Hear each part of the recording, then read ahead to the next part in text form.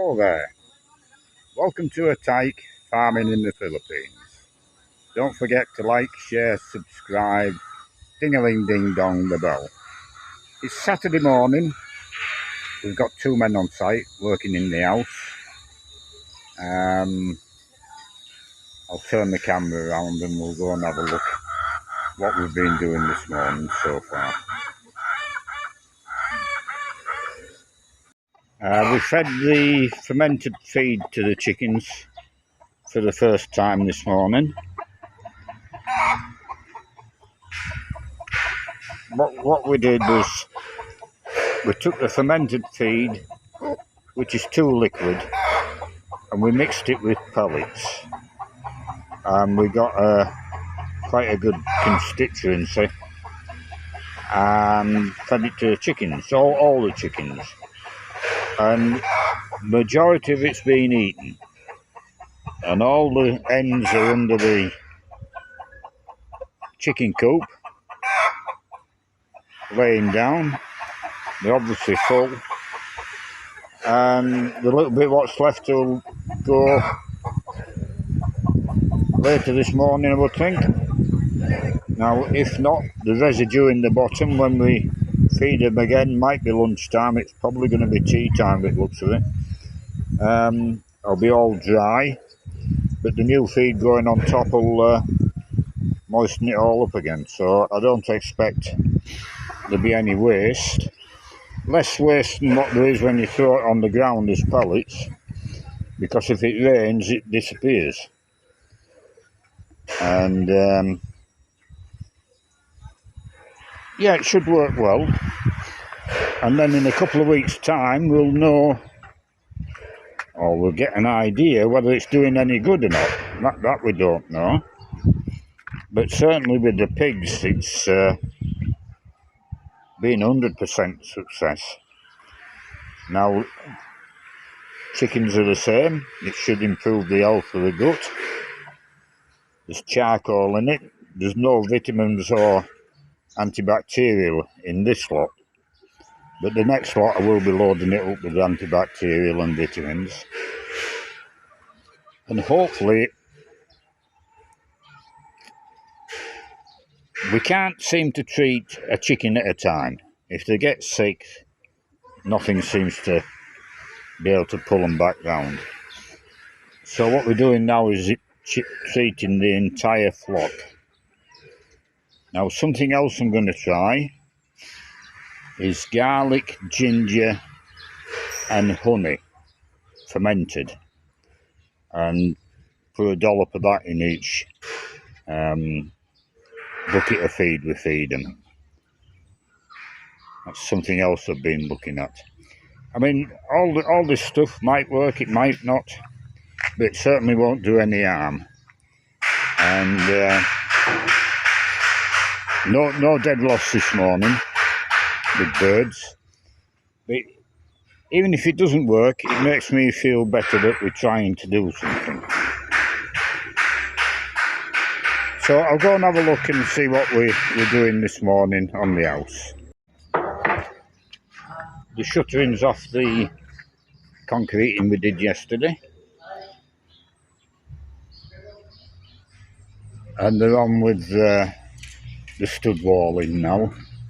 They're making the lengths up inside, and that'll be done today, I would think.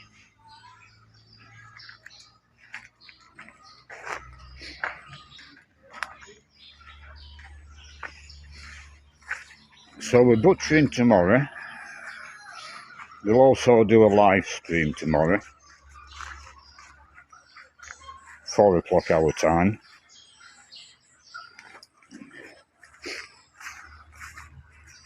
And then depending on how pig sales go,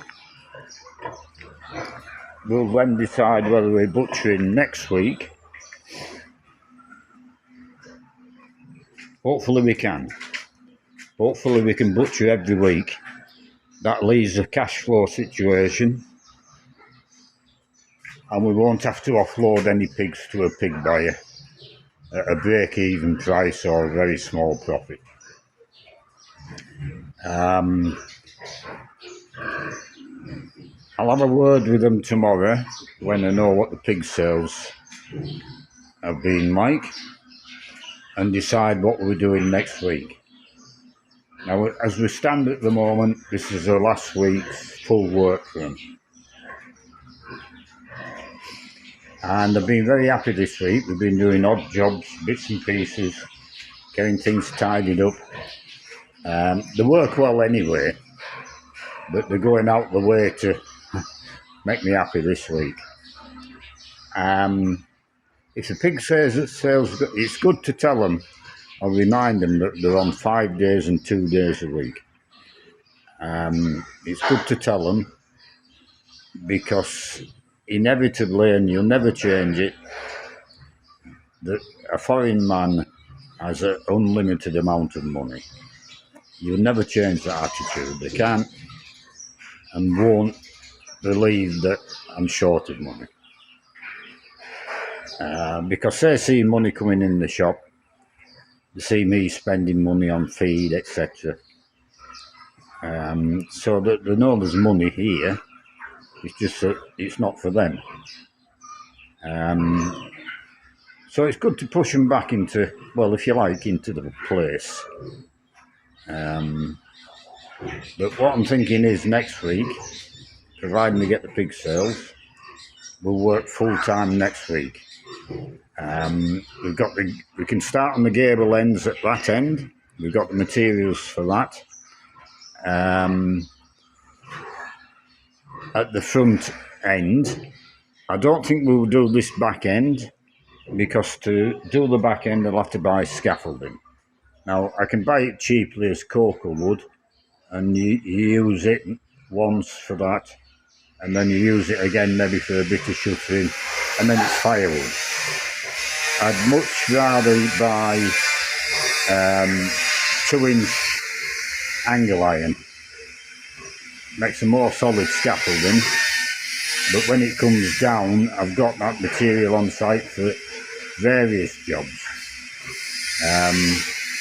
But of course, it's 10 pieces of that, I don't know, maybe 450 pesos a length. It's 5,000 pesos. I don't want to spend 10,000. I don't want to spend anything at the moment. So we'll go on to work. We'll do the front gable end because we've got the materials. That's going to cost me no money. And then the week after and the week after that, if I employ them full time, which I think I might be able to, we can go on to things which cost little or no money in materials. Now we can start on the plumbing, which won't cost a great deal of money.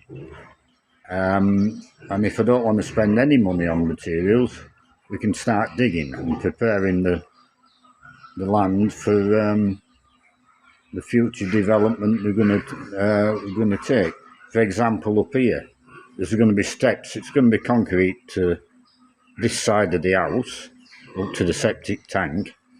It's going to be concrete down to the bottom in steps. Now we can dig the steps out and prepare it ready for concreting. The other end of the building, next to the cabin, that's going to be a car parking area. That can be dug out and prepared for concreting.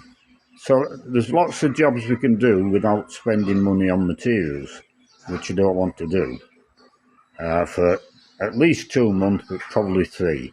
I want to get some capital behind me to start again, get the electrician in,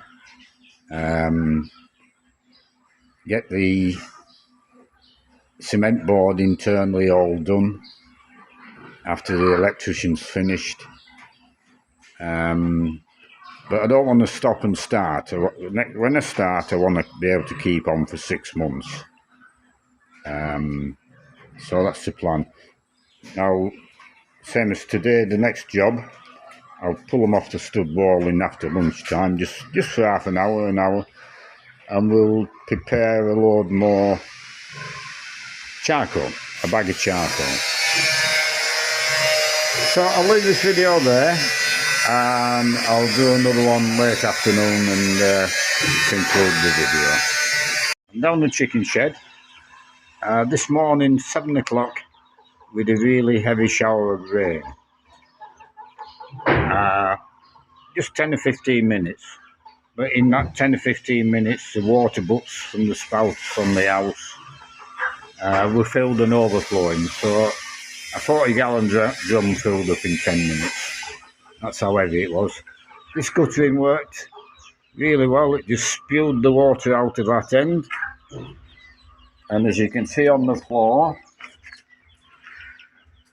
completely dry. Well, damp. There's no standing water.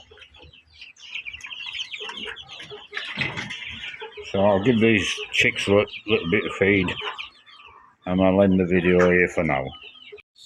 It's 5:30, so I'll do a concluding video.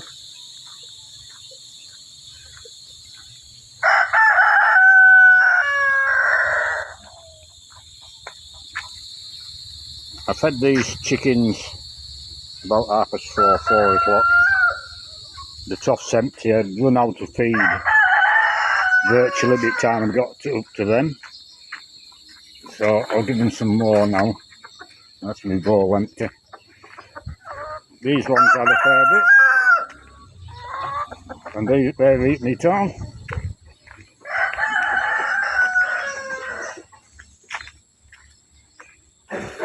And so over there, so I'll feed all 3 of them. I'll check the ones down the bottom as well. So we've got the stud work up on that panel. Now it's a lot taller than the stud work we've previously done, which are 4 eye. That's 6 eye. So there's still that panel to do.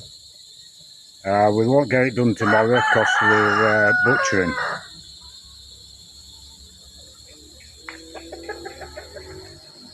Yeah, so quite happy with what we've got done today. We're butchering in the morning. It's a noisy cockerel tonight. I'll be up at 3 o'clock tomorrow morning, and we'll do a live stream at 4 o'clock local time. And hopefully tomorrow we'll have good sales again with pork, like last Sunday, so we can butcher next Sunday as well. So I'll leave this video there.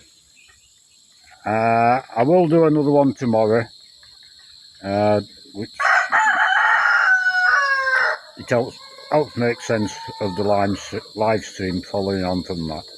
So I'll do a video tomorrow and we'll see you then.